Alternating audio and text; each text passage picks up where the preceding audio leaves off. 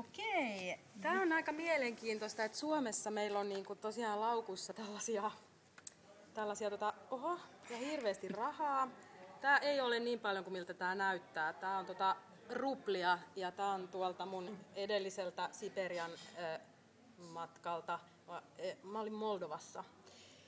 100 ruplaa, se on yhtä kuin 10 senttiä kenties. Ja se on sinne jäänyt mun laukkuun. Mutta tää on mielenkiintoinen, siis mun isä on Ei kun nyt mä muistan mistä tää on, sori. Tää ei liity mun isään siis millään lailla. Tää on Tukholmasta. Siellä on semmonen ihana kirjasto, joka on lasten kirjasto. Sen nimi on Room för barn, muistaakseni. Se on siis mieletön kirjasto.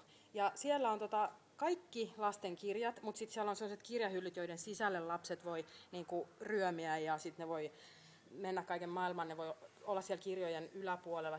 Se on siis uskomaton, se on niinku Harry Potter-kirjasto tai joku. Niin sitten siellä on kaikki nämä, että siellä jos olisi niinku, varmaan se olisi niin, että jos siellä olisi niinku hyönteisaiheisia kirjoja, niin siellä olisi tämmöinen siinä kohtaa. Että lapset niinku näkee, että joo, tuolla on sitä ja ja siellä on just tämmöisiä. Niin voi olla, että mun lapsi on ehkä varastanut sitä tai jotain.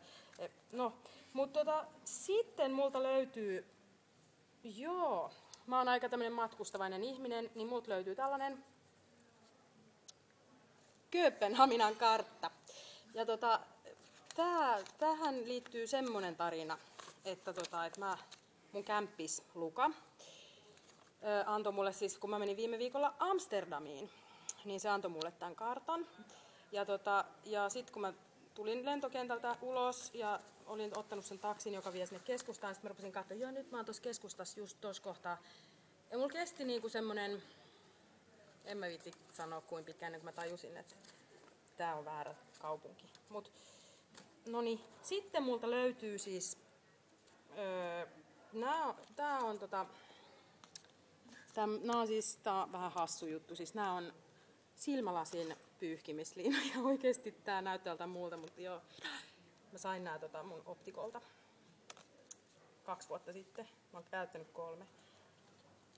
Mun on hirveän siisti laukku. Siis sit täällä on niinku kotelo, piilolasi, kertakäyttö piilolasit käytetty tähän esitykseen.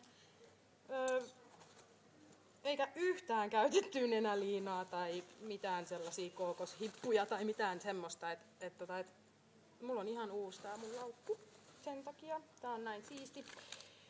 Joo. Mut tässä oli tää What's in my bag? Hi Valentina!